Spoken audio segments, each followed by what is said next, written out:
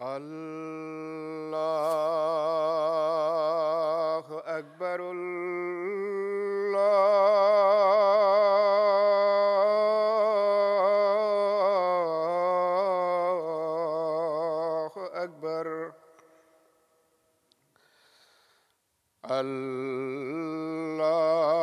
الله أكبر.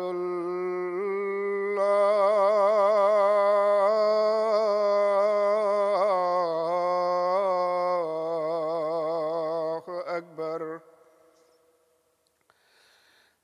أشهد أن لا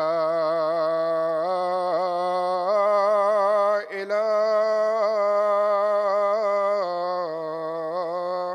إلا الله.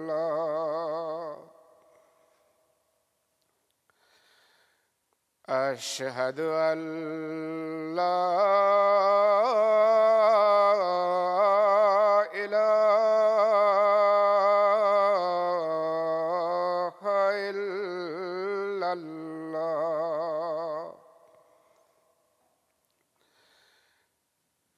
أشهد أن محمدًا رسول الله.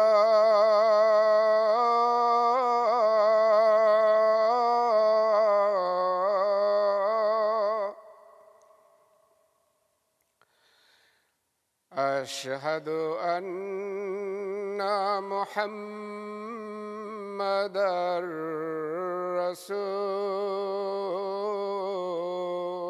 الله.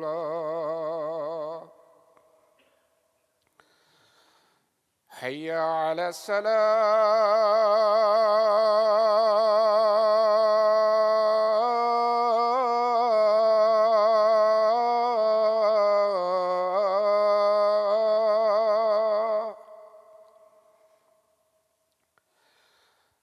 حي على الصلاة.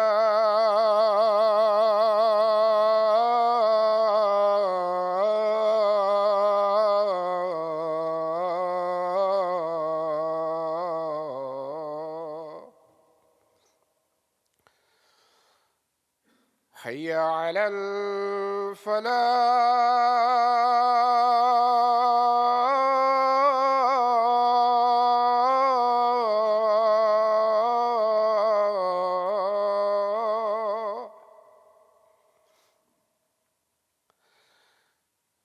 حي على الفلاح.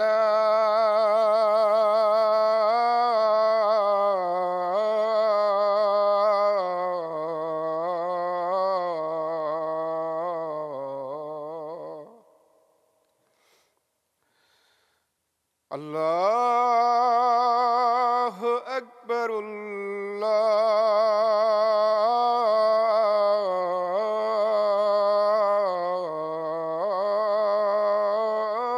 الله أكبر.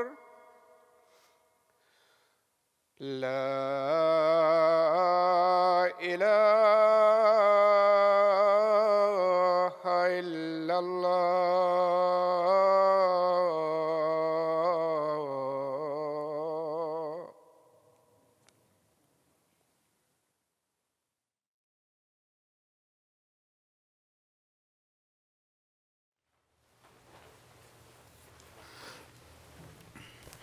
السلام عليكم ورحمة الله.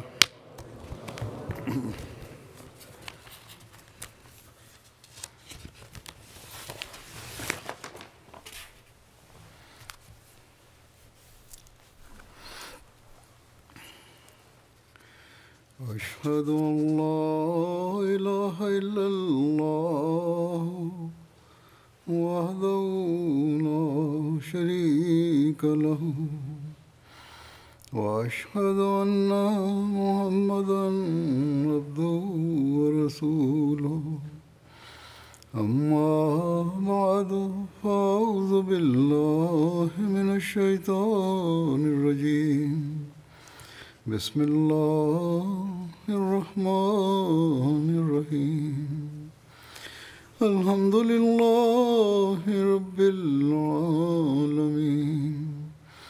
الرحمن الرحيم. مالك يوم الدين. إياك نعبد وإياك نستعين اهدنا الصراط المستقيم صراط الذين أنعمت عليهم غير المغضوب عليهم ولا الضالين.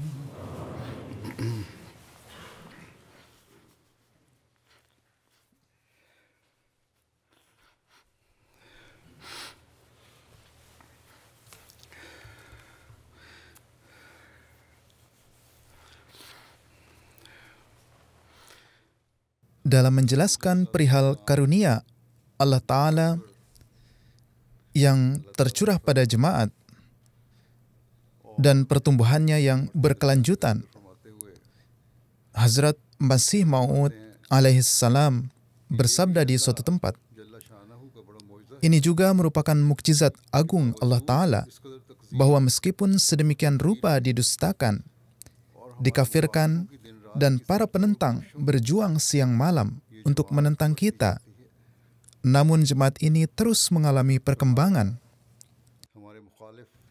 Beliau bersabda, penentang kita berupaya siang dan malam dan memikirkan berbagai rencana dan berusaha keras untuk menghentikan jemaat ini. Tetapi Tuhan terus memberikan kemajuan pada jemaat ini. Lalu beliau bersabda, tahukah kalian apa hikmah di dalamnya? Hikmahnya adalah orang yang diutus oleh Allah Ta'ala, yang benar-benar berasal dari Tuhan, hari demi hari terus tumbuh dan berkembang, dan hari demi hari jemaatnya terus berkembang. Dan hari demi hari penghalangnya dihancurkan dan dihinakan. Dan para penentang serta orang-orang yang mendustakannya pada akhirnya mati disertai penyesalan. Beliau bersabda, tidak ada yang bisa menghentikan kehendak Tuhan, yang sebenarnya adalah berasal darinya. Terlepas berapa besar seseorang melakukan upaya dan memikirkan ribuan rencana. Namun jemaat yang dimulai oleh Allah Ta'ala dan Dia ingin memajukannya, tidak ada yang bisa menghentikannya. Karena jika jemaat tersebut dihentikan oleh usaha mereka, maka terpaksa diyakini bahwa orang yang menghalangi itu telah mengalahkan Tuhan, padahal tidak ada yang dapat mengalahkan Tuhan. Alhasil, kita menyaksikan setiap hari pemandangan tergenapinya ucapan beliau itu. Para penentang juga melakukan berbagai upaya secara individu maupun kelompok. Meskipun nampaknya mereka bersatu dan berusaha membuat makar untuk menentang jemaat, tetapi Allah Ta'ala berjanji kepada beliau alaihissalam bahwa aku akan sampaikan tablik engkau hingga ke pelosok dunia. Dan kemudian berfirman, aku akan meningkatkan kelompok pecinta engkau yang murni dan tulus. Dan sesuai dengan itu, kita menyaksikan tersebarnya jemaat di dunia. Mereka yang disebut-sebut sebagai ulama dan penentang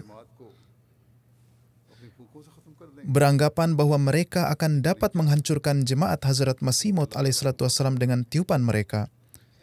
Namun mereka tidak menyadari bahwa mereka tengah melawan Allah Ta'ala.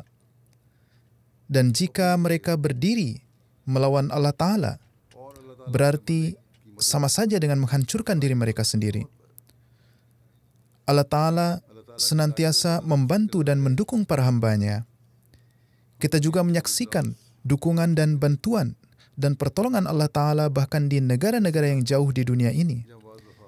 Di daerah-daerah di mana terkadang jangkauan manusia biasanya tidak mampu untuk mencapainya, jalan yang dilalui sangat sulit, tetapi di tempat-tempat seperti itu pun Allah Ta'ala menunjukkan pemandangan dukungannya. Para penentang berusaha sekuat tenaga, namun tetap gagal.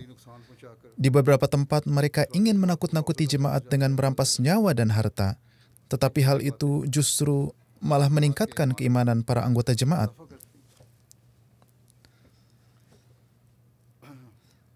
Tidaklah mungkin untuk menjangkau semua peristiwa tentang bagaimana dukungan Allah Ta'ala di dunia ini dan bagaimana terpenuhinya janji-janji yang Allah berikan kepada Hazrat Masih Maud alaihissalam.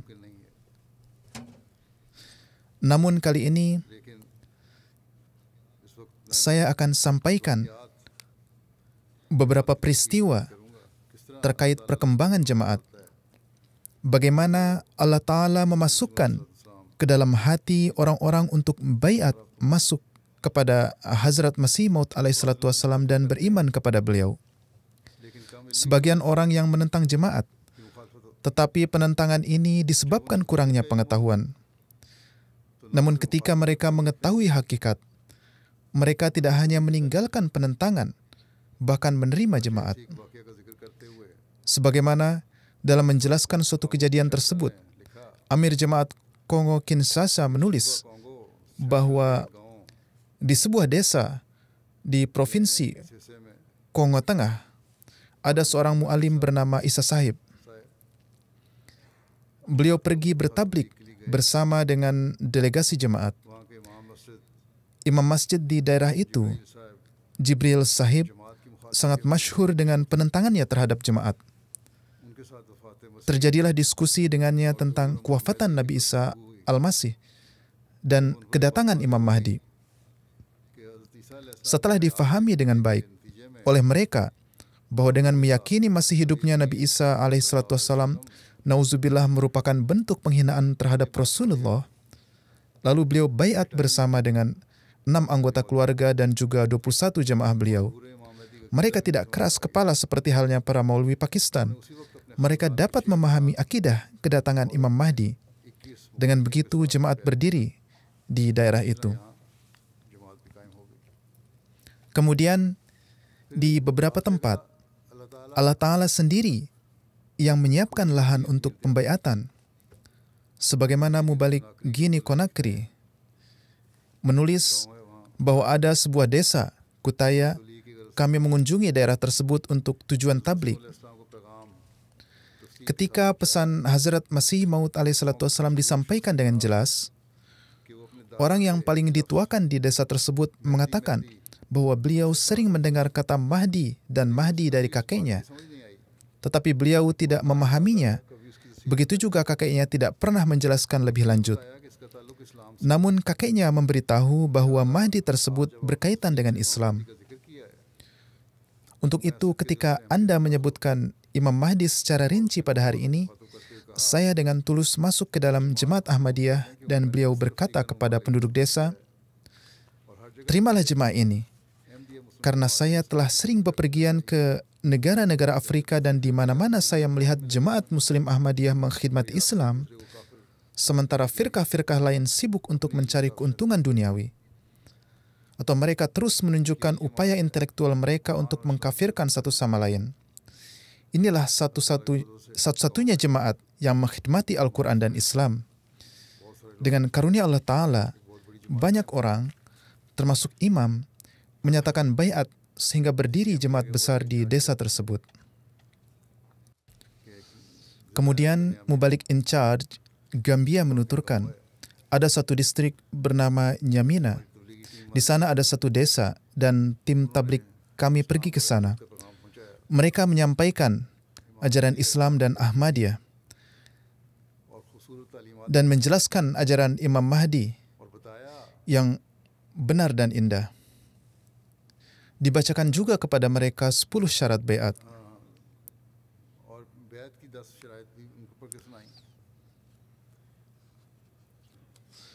Mereka adalah orang pedesaan, tetapi memiliki akal sehat dan kesadaran. Setelah mendengar isi 10 syarat baiat, mereka terkejut dan mereka mengerti bahwa ini adalah ajaran Islam sejati yang telah dinubuatkan oleh Nabi SAW. Penduduk desa mengatakan bahwa ini adalah pertama kalinya mereka mendengar ajaran Islam yang begitu indah dan menakjubkan.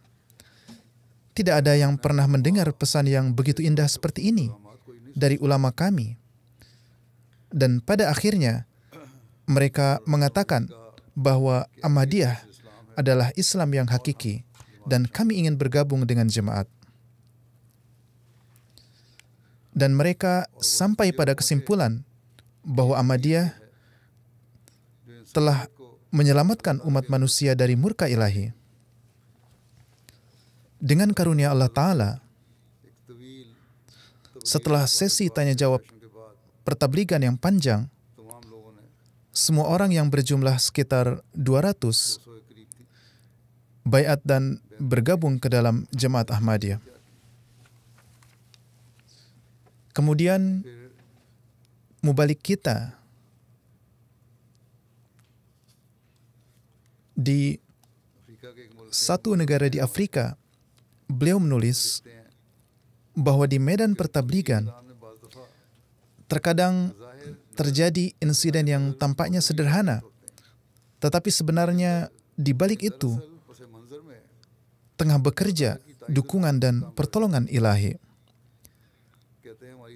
Disebutkan bahwa tim tablik kami sedang merencanakan program tablik di Burma, sebuah kota penting di kabupaten tersebut yang merupakan pusat distrik.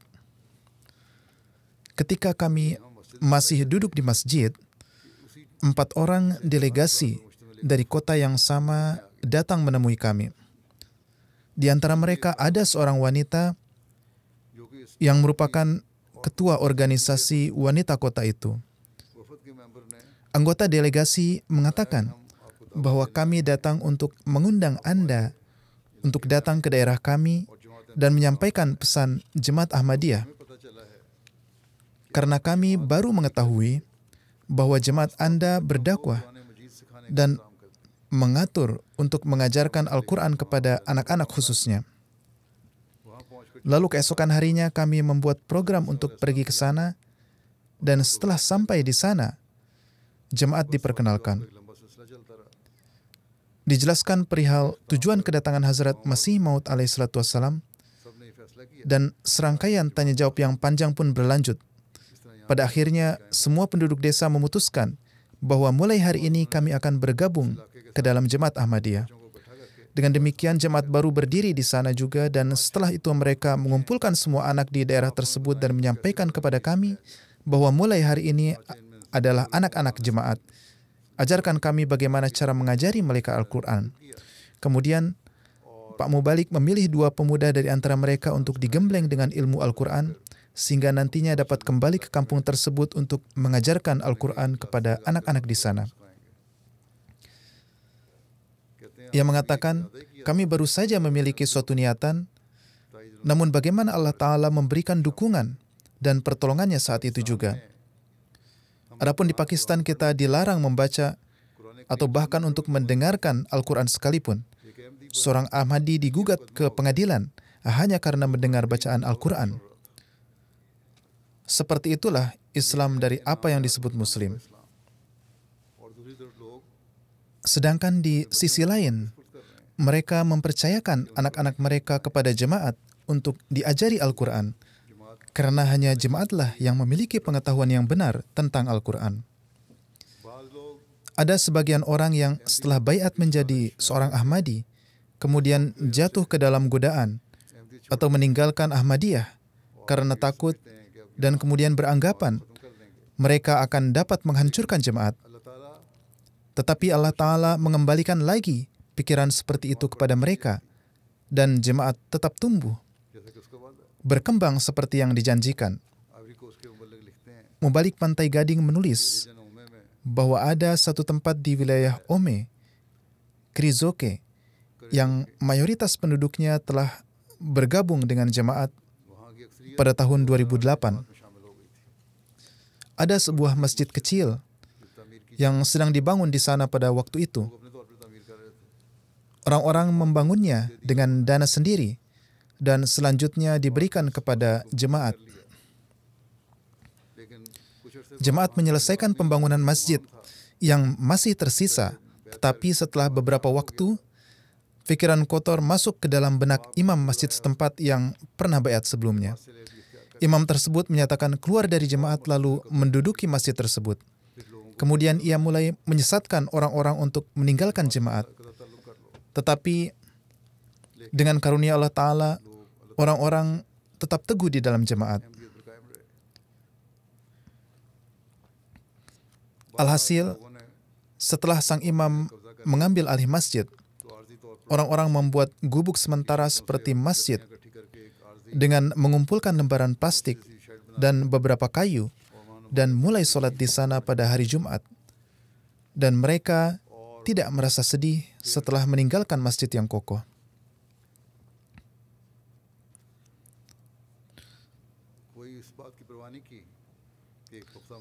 Namun, Allah Ta'ala menurunkan karunia-Nya. Dikatakan bahwa selama sepanjang tahun tersebut, jemaat diberikan taufik untuk dapat membangun masjid 2 lantai yang indah di sana, yang memiliki kubah dan menara, dan ukurannya beberapa kali lebih besar dari masjid yang diambil oleh Imam Gair tadi. Di Pakistan juga, di satu sisi, menara-menara dan kubah masjid kita dihancurkan. Di sisi lain, Allah Ta'ala justru memberi kita masjid yang indah di tempat lain dan anugerahnya sedemikian rupa melimpah.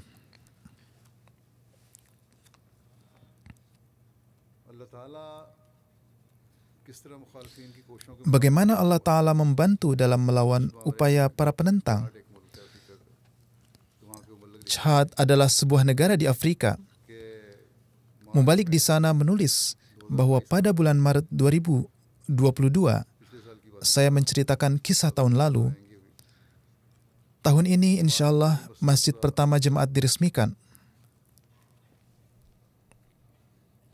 Di ibu kota Chad, para pendengki membuat berbagai konspirasi dengan menuduh bahwa jemaat Ahmadiyah telah membawa agama baru di negara kita. Setelah peresmian masjid, jemaat menjadi lebih populer, sehingga jumlah orang yang iri mulai meningkat dan aktivitas mereka juga mulai meningkat. Pak Mubalik mengatakan bahwa beberapa imam gair di wilayah kami yang disebut Maulwi memberikan pidato yang isinya menentang jemaat di masjid-masjid dan mempropagandakan bahwa Masjid Ahmadiyah harus ditutup. Untuk itu, mereka mengumpulkan massa lalu pergi ke Dewan Islam Chad dan bertanya kepada mereka mengapa Ahmadiyah diizinkan untuk membangun masjid.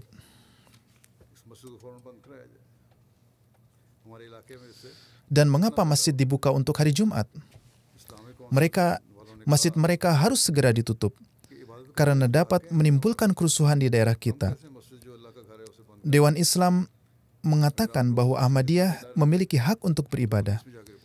Bagaimana kita bisa menutup masjid yang merupakan rumah Allah? Jika Anda takut akan terjadi keributan, silakan laporkan kepada polisi. Silakan laporkan kepada polisi.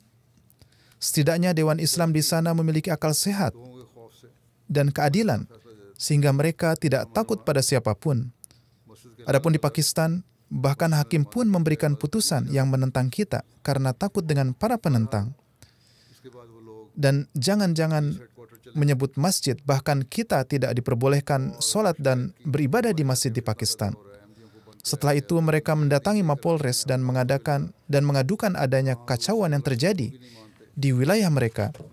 Untuk itu mereka menuntut agar orang Ahmadiyah dipenjara karena dipercaya membawa agama baru. Dan na'udzubillah, Ahmadiyah tidak mengimani Rasulullah SAW. Lalu petugas polisi memanggil Pak Mubalik. Salinan pendaftaran jemaat dan izin untuk membangun masjid diminta oleh polisi. Semua dokumen diserahkan. Namun polisi berkata, silakan Anda pergi. Kami akan selidiki dan nanti akan mengabari Anda. Setelah itu, petugas polisi ini memanggil ketua RW dan menanyakan bahwa Ahmadi telah membangun masjid di lingkungan Anda dan telah membawa agama baru dan tidak beriman kepada Nabi suci Shallallahu Alaihi Wasallam. Pak RW menjawab, itu tidak benar. Saya sendiri melakukan ibadah Jumat di masjid mereka dan mereka sholat seperti muslim pada umumnya. Dan saya telah mengenal jemaat Ahmadiyah selama 3 tahun dan mereka melakukan pengkhidmatan yang luar biasa kepada orang-orang. Alhasil, suatu hari polisi datang ke masjid jemaat dan terkejut melihat tulisan La ilaha illallah Muhammadur Rasulullah di luar masjid dan berkata, kalian beriman kepada Muhammad Sallallahu Alaihi Wasallam. Ia lebih terkejut lagi ketika melihat ayat-ayat Al-Quran di dalam aula masjid. Kemudian beliau mengatakan bahwa kiblat kalian juga sama dan saf-saf di dalam masjid pun seperti masjid-masjid umat Islam pada umumnya. Saya diberitahu bahwa Ahmadiyah telah membawa agama baru. Alhasil, polisi tidak mengambil tindakan apapun. Polisi pun menanyai orang-orang non-Ahmadi yang tinggal di sekitar masjid.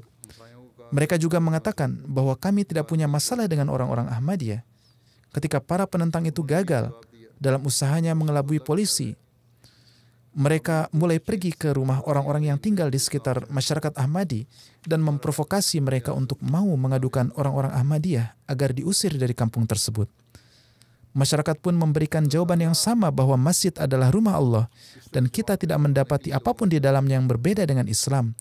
Dengan begitu, para penentang terpaksa menelan kegagalan. Ada satu peristiwa tentang bagaimana Allah Ta'ala memasukkan ke dalam hati orang-orang untuk masuk ke dalam jemaat. Disampaikan oleh Mubalik di Belize. Belize adalah satu negara di Amerika Tengah. Beliau menyampaikan, ada seorang wanita yang memiliki kaitan erat dengan gereja Metodis. Ketika ia melihat pembangunan Masjid Nur, Allah Ta'ala memasukkan ke dalam kalbunya bahwa ia harus menerima jemaat ini. Ketika pembangunan masjid selesai dan masjid telah diresmikan, ia lantas berkata kepada sahabatnya, Tuhan telah memasukkan ke dalam diri saya agar saya pergi ke sana dan menjadi bagian dari jemaat itu. Sahabatnya berkata, ada lagi satu masjid lain di dekat rumahmu. Jika kamu ingin menjadi muslim, kamu pun bisa pergi ke sana. Mendengar ini, wanita itu menjawab, Tuhan telah memasukkan tentang Ahmadiyah ke dalam kalbu saya bahwa mereka inilah orang yang benar dan saya harus bergabung dengan mereka. Maka dari itu, ketika ia datang ke Masjid Nur dan diperkenalkan tentang jemaat, ia menjadi sangat tersentuh. Betapa Allah Ta'ala telah mencondongkannya ke dalam jemaat ini dan betapa Allah Ta'ala telah menggiringnya ke dalam jemaat ini. Mubalik di sana menyampaikan, Allah Ta'ala menurunkan ilham kepada Hazrat Masih Maud alaihissalam, aku akan sampaikan tablik engkau ke seluruh pelosok dunia. Jadi demikianlah Allah Ta'ala bekerja untuk jemaat Hazrat Masih Maud alaihissalam.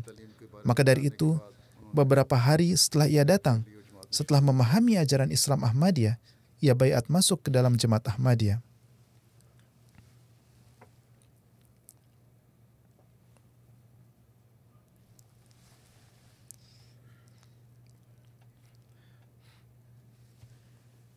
Terkadang, ada sebagian orang yang berfitrat suci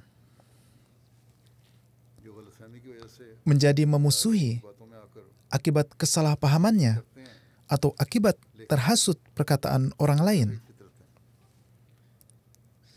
Ada satu peristiwa yang menggambarkan bagaimana Allah Ta'ala telah membimbingnya. Mubalik in charge Gambia menulis, di satu wilayah bernama Jumara, saat itu sedang membeli kaca untuk dipasang di pintu dan jendela masjid baru yang sedang dibangun. Abu Bakar Sabali Sahib, seorang yang mahir dalam memotong kaca, disampaikan kepadanya bahwa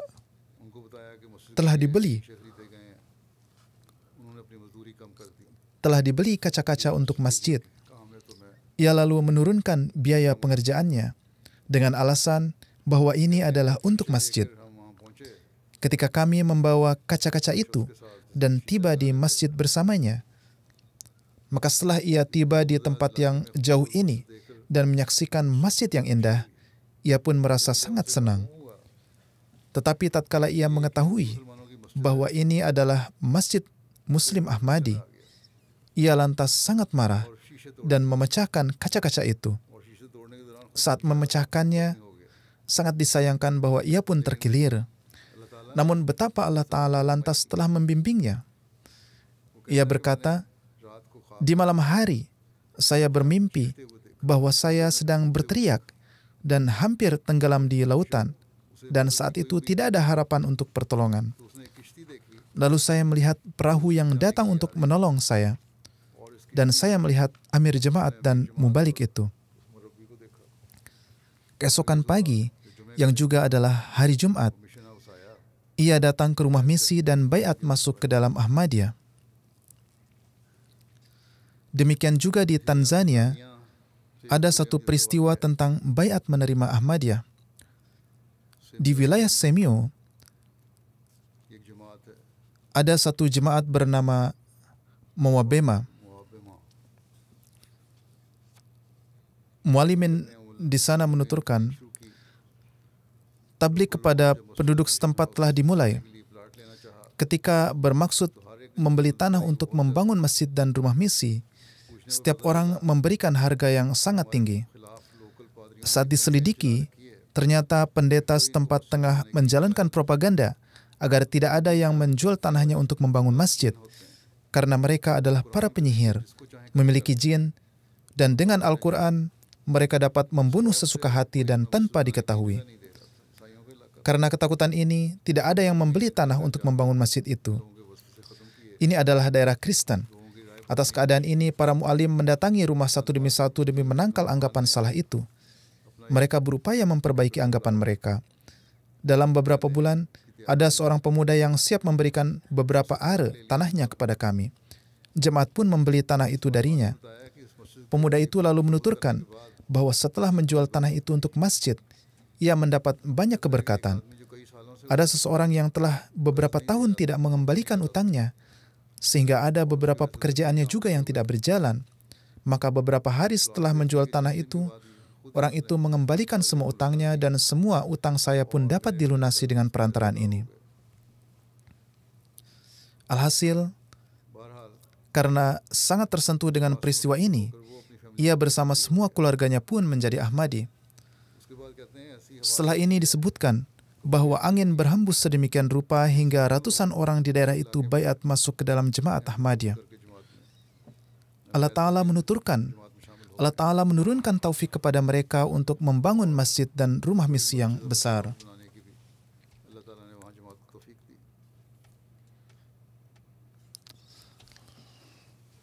Kepada siapa Allah Ta'ala hendak menurunkan petunjuk, Dia menurunkannya dengan cara yang luar biasa. Di Sao Tome, satu negara di Afrika, Mubalik in charge di sana menulis, ada seorang pelancong datang ke Sao Tome dari Maroko. Ia bertanya kepada orang-orang, jika di tempat ini ada masjid Muslim. Mereka lalu menyebutkan alamat jemaat kami. Ia sholat Jumat bersama kami.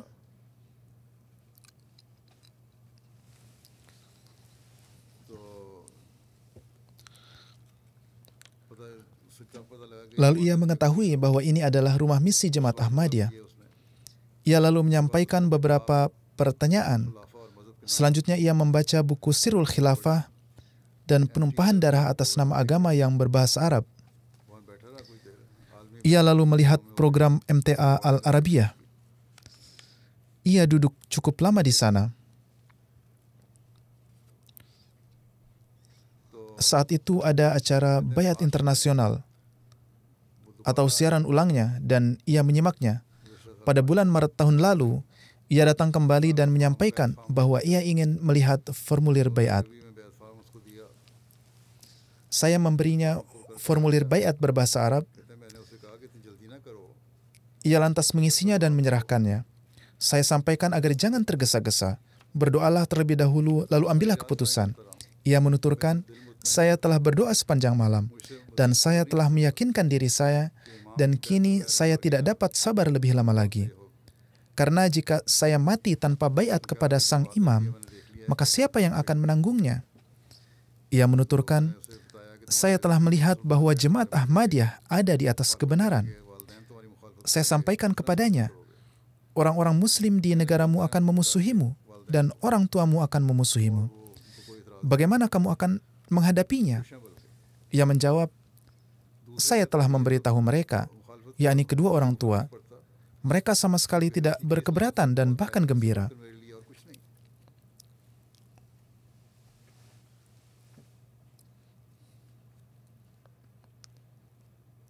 Adapun tentang permusuhan, hal itu tidak mengapa, karena saya kelak akan mati juga, tetapi di dalam Islam yang sejati, dan ini adalah cukup bagi saya.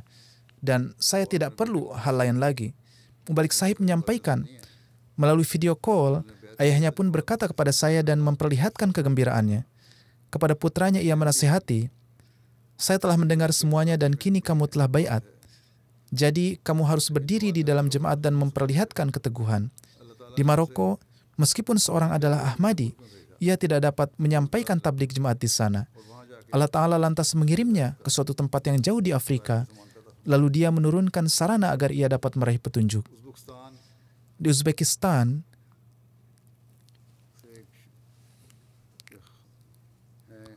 ada seseorang bernama Alim Babai. Ia menuturkan, saya lahir di keluarga muslim. Usia saya 31 tahun. Saya berasal di kota Tashkent di Uzbekistan. Saat itu saya tengah mencari guru untuk belajar Al-Quran Suci. Lalu saya bertemu Babur Khan Sahib.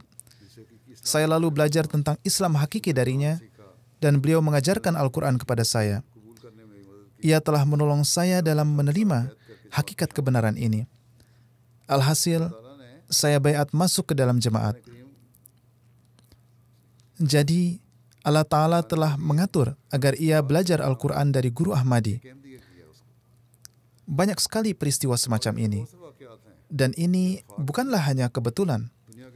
Banyak peristiwa demikian di berbagai belahan dunia.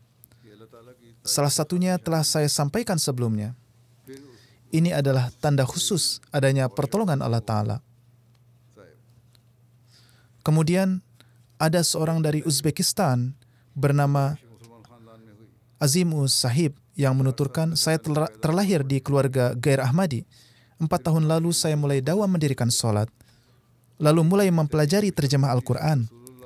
Suatu hari, ada suatu tulisan sampai kepada saya yang di dalamnya tertera sabda Rasulullah SAW, akan lahir di dalam umatku orang-orang yang senantiasa ada di atas kebenaran, dan tidak ada siapapun yang dapat merintanginya.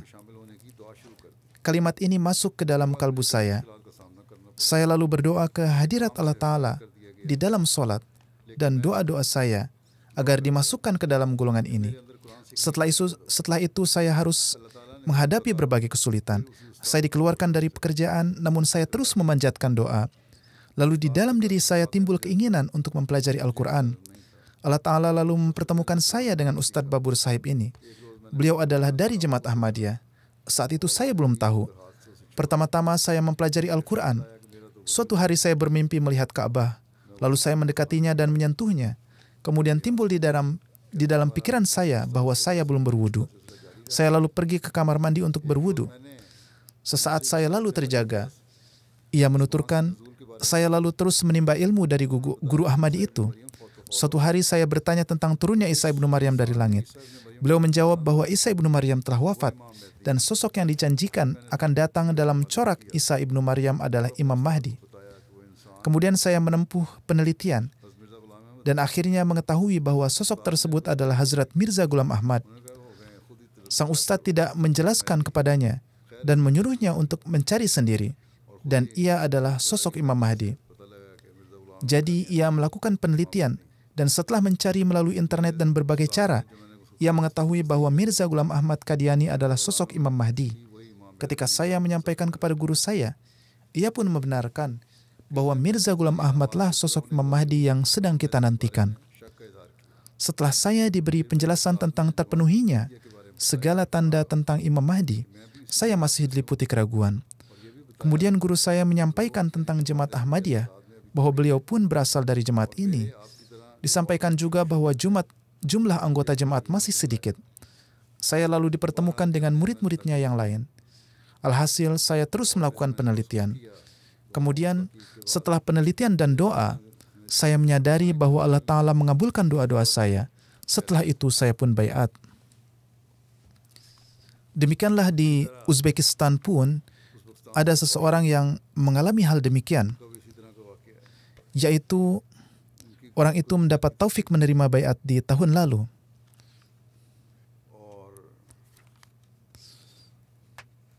Kemudian ada satu laporan dari sebuah negara di Afrika.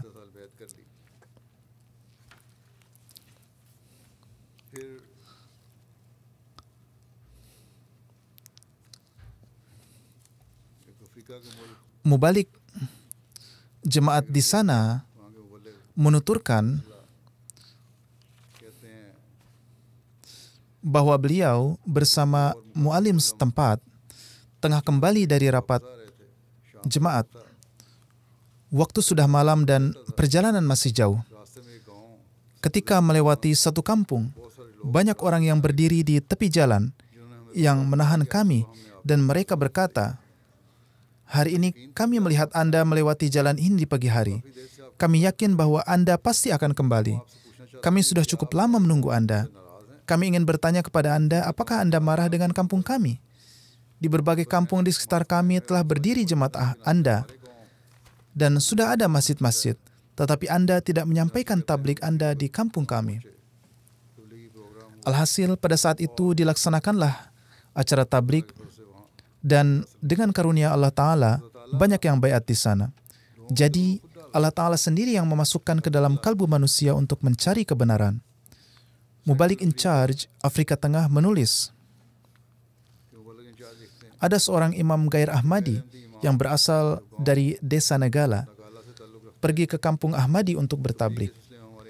Ketika melihat masjid, ia bertanya, siapa yang membangunnya? Dijawab bahwa orang-orang Ahmadi yang telah mendirikannya. Ia menjawab, Masya Allah, masjid yang sangat indah. Di hari kedua, Maulwi Sahib datang ke kantor pusat jemaat di kota Bangui. Ia lalu berdiskusi tentang jemaat bersama Mubalik Sahib. Di akhir ia bertanya kepada Mubalik, bagaimana saya dapat masuk ke dalam jemaat Anda? Mubalik Sahib menjawab, iman berkaitan erat dengan hati. Jika Anda telah yakin dengan akidah jemaat, maka hati Anda telah menerima jemaat. Meski demikian, kami memiliki formulir baiat yang di dalamnya Hazrat Masih Maud alaihissalam menerangkan 10 syarat baiat. Bacalah ini oleh Anda. Ketika formulir baiat itu diberikan kepadanya, dan baru saja ia membacanya, ia lantas menangis menitikan air mata. Ketika ditanya mengapa menangis, ia menjawab, saya menganggap diri saya berilmu, dan saya banyak mendengar tentang jemaat Ahmadiyah dari ulama-ulama lain, dan banyak kesalahan yang saya dapati dari mereka. Setelah membaca 10 syarat baiat di formulir ini, saya merasa sangat jijik dengan kehidupan saya sebelumnya, yaitu yang dulu saya pahami tentang jemaat. Jadi saya tidak dapat menahan diri saya. Dan setelah membaca formulir baiat ini, saya mengetahui bahwa jemaat Ahmadiyah adalah jemaat yang benar. Masjidnya mengarah ke kiblat. Mereka sholat seperti halnya kami sholat, dan mereka membaca Al-Quran yang sama seperti yang kami baca. Dan kini saya menerima jemaat Ahmadiyah dari hati yang terdalam. Alhasil, beliau diberikan literatur jemaat dan kemudian menyatakan, saya akan membungkam mulut para maulwi dengan membaca ini. Betapa Allah Ta'ala telah menambah jumlah orang yang meyakini Hazrat Masih Maud alaihissalam. Tentang ini, Mubalik Jemaat Guyana menulis,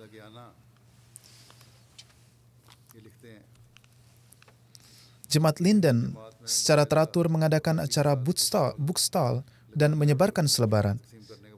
Suatu hari ada panggilan dari seseorang bahwa ia membaca selebaran dan ia baru saja mengetahui bahwa ada solat center di dekat rumahnya.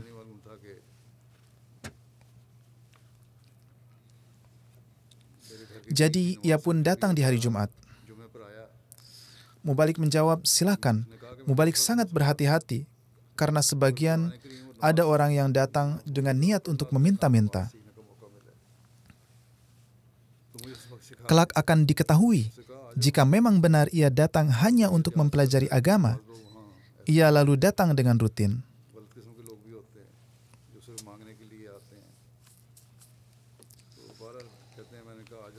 Ia terus mempelajari Al-Quran, dan setelah kurun waktu yang cukup lama, ia tetap tidak meminta apapun. Mubalik menuturkan, pada akhirnya saya meyakini bahwa ini adalah orang yang sangat tekun dalam agama. Kemudian ia diperkenalkan dengan jemaat, dan kepadanya diperlihatkan foto Hazrat Masih Maud alaihissalam. Ia pun baiat dan diberi nama Islam. Kemudian setelah beberapa masa, ia menyampaikan keinginannya menjadi mu'alim. Saya ingin menjadi mu'alim jemaat. Dengan karunia Allah Ta'ala, tarbiyat untuknya telah selesai. Ia telah dawam sholat dan telah dapat memimpin sholat Jumat.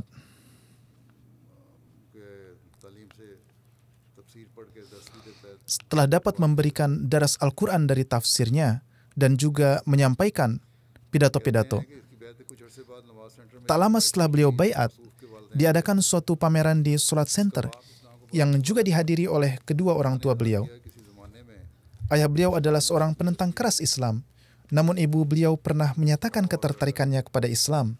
Khususnya beliau menyukai perintah hijab bagi kaum wanita, yang karenanya timbul ketertarikan pada diri ibunda beliau. Singkatnya disampaikan kepada beliau, yakni mu'alim tersebut, supaya menabligi kedua orang tuanya, mengajak mereka bergabung dengan Ahmadiyah dan mengajarkan Islam kepada mereka. Beliau mengatakan bahwa kedua orang tuanya sangat keras dalam urusan agama, dan ibu beliau adalah seorang yang rajin pergi ke gereja dan juga telah dibaptis. Dikatakan bahwa mari kita doakan. Disampaikan juga kepada pemuda tersebut supaya berdoa untuk ibunya. Semoga Allah Ta'ala mencondongkan hatinya kepada Islam. Suatu hari ibunda beliau mulai mengajukan berbagai pertanyaan kepada putranya dan mulai ikut sholat Jumat. Kemudian suatu hari tiba-tiba beliau mengungkapkan keinginannya untuk baiat. Lalu beliau bergabung ke dalam jemaat dan dengan karunia Allah Ta'ala secara rutin hadir dalam sholat berjamaah dan sholat Jumat.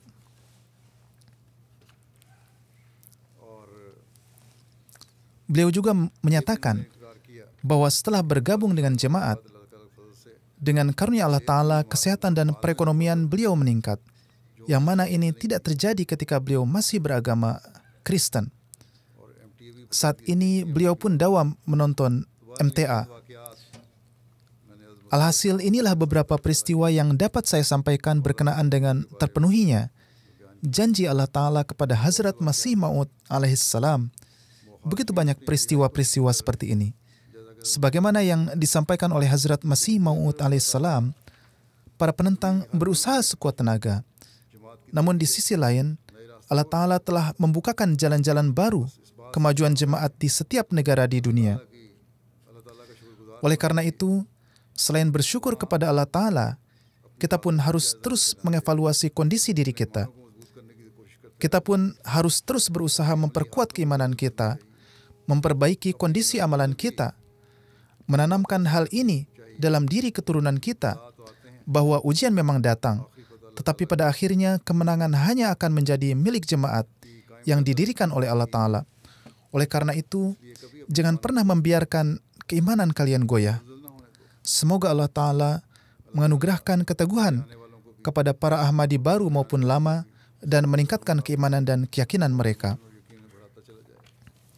Sekarang saya akan menyampaikan riwayat beberapa almarhum. Setelah ini juga akan dilaksanakan sholat jenazah gaib bagi mereka. Jenazah yang pertama adalah Nyonya Parwin Akhtar yang merupakan istri almarhum Tuan Gulam Kadir dari Sialkot. Beliau wafat beberapa hari yang lalu di usia 90 tahun. Inna lillahi wa inna ilaihi raji'un.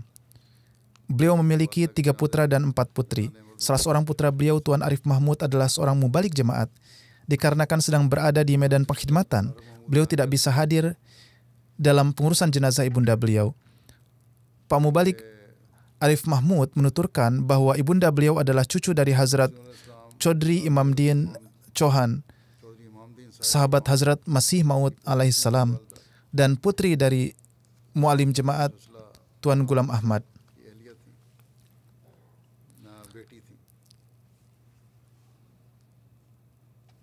Beliau lahir di Kadian. Beliau menempuh pendidikan dasar di Kadian. Ibunda beliau biasa menceritakan bahwa beliau melewati sebagian besar masa kecilnya di Kadian untuk mengkhidmati Hazrat Ammajan radhiyallahu anha, dan karenanya beliau diberikan tarbiyat oleh Hazrat Ammajan radhiyallahu anha. Beliau belajar pendidikan agama dan membaca Al-Quran dari Hazrat Ammajan radhiyallahu anha dan menghabiskan sebagian besar waktunya untuk mengkhidmati beliau. Almarhumah biasa menceritakan kisahnya sebelum tidur. Beliau menuturkan bahwa terkadang Hazrat Musri Maud radhiyallahu an pulang pada malam hari untuk bertemu dengan Hazrat Ammajan radhiyallahu anha dan melihat saya sedang mengkhidmati beliau. Beliau radhiyallahu anha biasa mengatakan bahwa berdoalah juga untuk teman baikmu. Diceritakan bahwa ketika ibunda beliau menikah pada tahun 1953, tidak berapa lama kemudian keadaan semakin memburuk. Beberapa penduduk desa menunjukkan kelemahan, tetapi dengan karunia Allah Ta'ala beliau tetap teguh dalam agama dan juga menguatkan suami beliau. Setelah itu beliau mulai mengajarkan Al-Quran karena beliau adalah seorang alim dan mulai menghafalkan doa-doa solat dan surah-surah. Demikian juga beliau membuat pusat kegiatan untuk jemaat dengan membangun sebuah musola di rumahnya.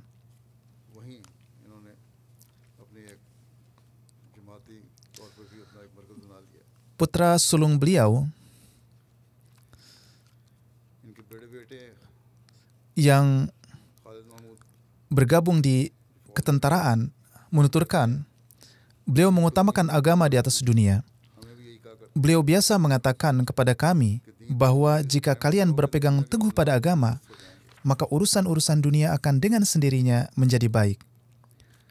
Beliau membiasakan kami melaksanakan solat sejak masih kecil dan bahkan pada saat solat subuh meskipun masjid agak jauh. Beliau biasa pergi ke masjid sendirian. Beliau juga mengajarkan Al-Quran kepada para wanita non-Ahmadi di lingkungan sekitar. Sekarang di sana mereka tidak bisa membaca Al-Quran, padahal sebelumnya begitu banyak orang-orang non-Ahmadi yang belajar Al-Quran dari para Ahmadi. Kemudian putri beliau menulis bahwa pada umumnya anak perempuan di desa tidak terpelajar.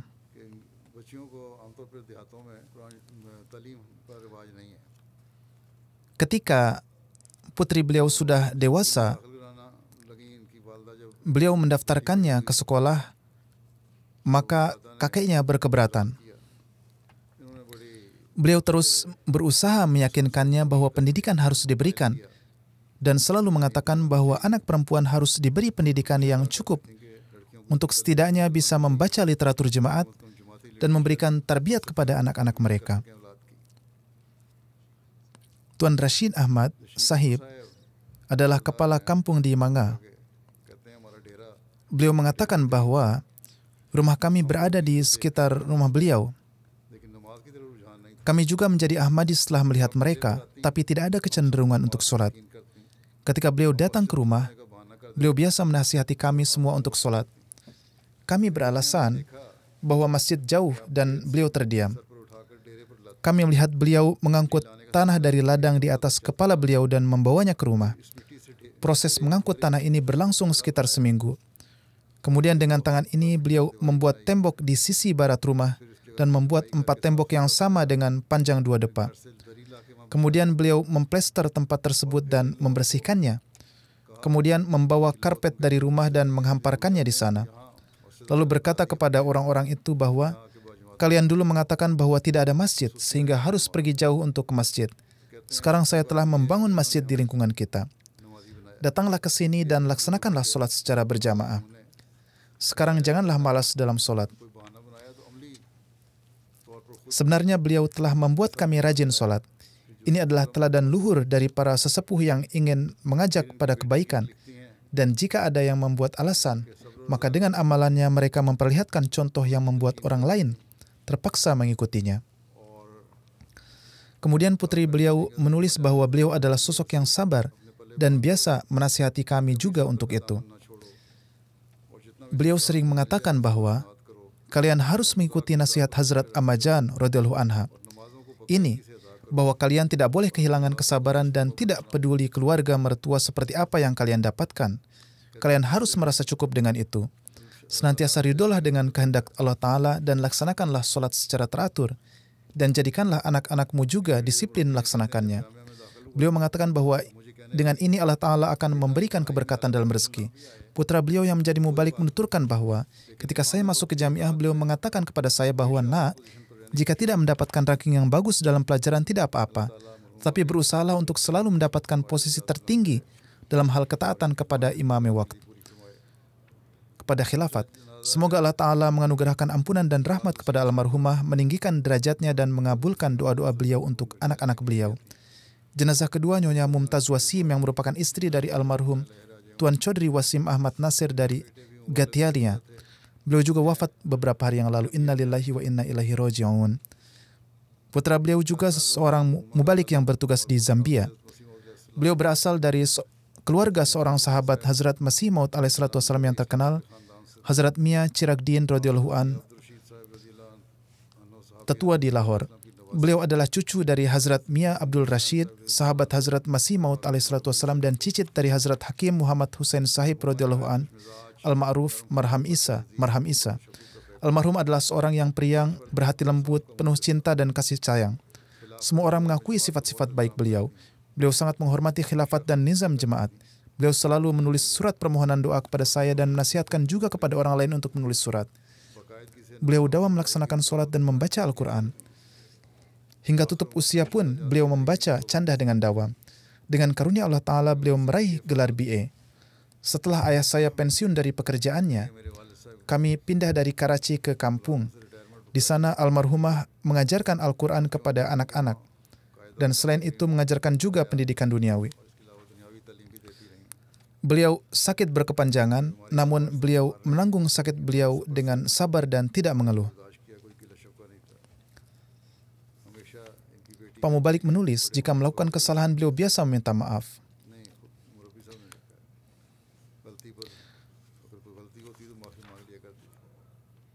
Dua putra beliau mewakafkan diri, dan beliau mewakafkan kedua putranya dengan sangat senang hati dan sangat bahagia dengan wakafnya dua putra beliau.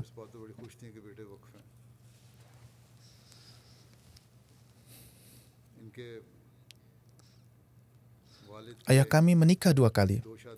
Setelah ibu yang pertama wafat, beliau merawat saudara-saudara kami dari ibu yang pertama seperti anak kandung beliau sendiri dan tidak membiarkan mereka merasakan kehilangan sosok ibu. Ketika saya pergi ke Gambia, beliau melepas saya dengan banyak mendoakan. Beberapa waktu yang lalu saya pergi menemui beliau dan ketika akan kembali beliau mengatakan, "Semoga Allah melindungimu. Mungkin sekarang kita tidak akan bertemu lagi." Beliau meninggalkan 5 putra dan 1 putri. 2 di antaranya dengan karunia Allah Ta'ala adalah wakif zindagi. Yang pertama adalah Tuan Nasir, mualim wakfi jadid, dan yang kedua adalah mubalik di Zambia. Mereka tidak bisa hadir karena sedang berada di lapangan perkhidmatan di luar negeri. Semoga Allah Ta'ala menganugerahkan ampunan dan rahmatnya kepada almarhumah dan mengabulkan doa-doa beliau untuk anak-anak beliau. Jenazah yang ketiga adalah Tuan Brigadir Munawar Ahmad Rana. Beliau adalah Sekretaris Umum Jemaat Distrik Rawalpindi. Beliau juga wafat beberapa hari yang lalu. Innalillahi wa inna ilaihi raji'un.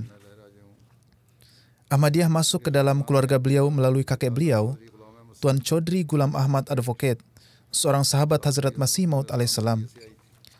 Pada tahun 1971, beliau bergabung dengan Angkatan Darat Pakistan. Semasa berdinas, beliau tetap terhubung erat dengan jemaat.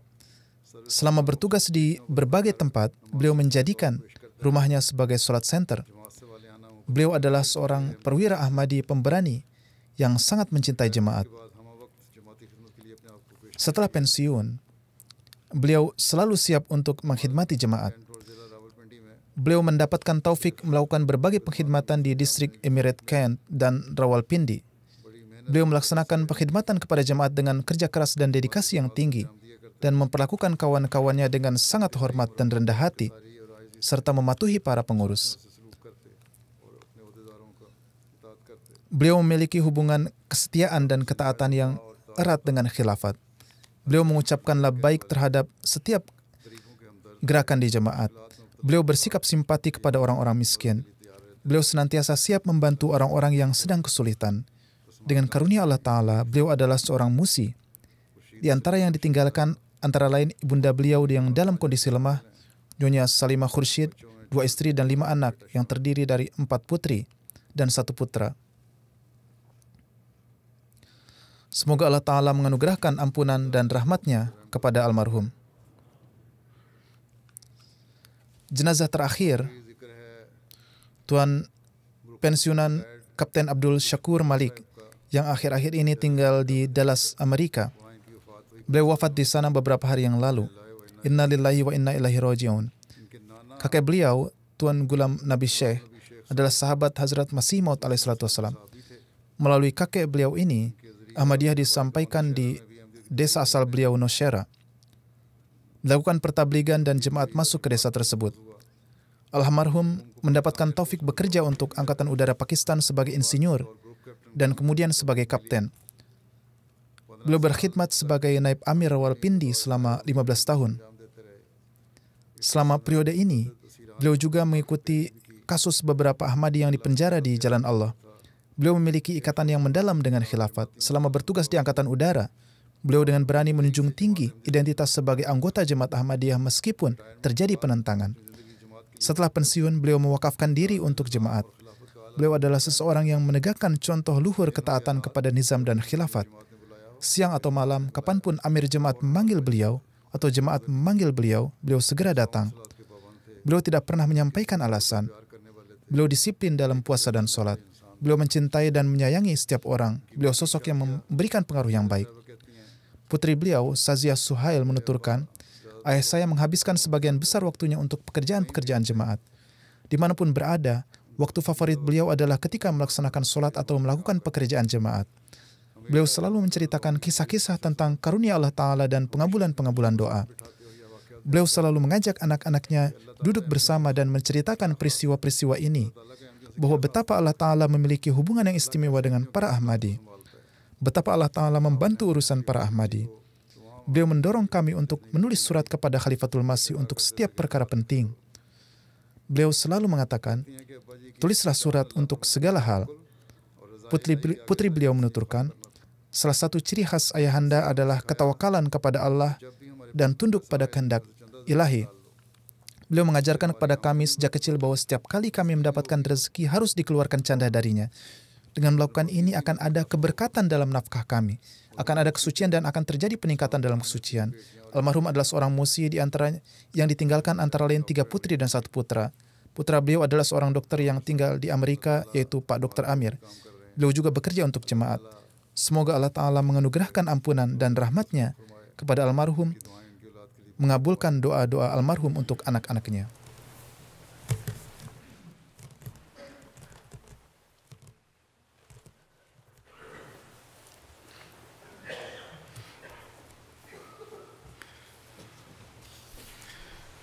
Alhamdulillah, nahmaduhu wa nasta'inuhu wa nastaghfiruhu wa nu'minu bihi wa natawakkalu alayhi wa na'udzu billahi min shururi anfusina wa min sayyiati a'malina.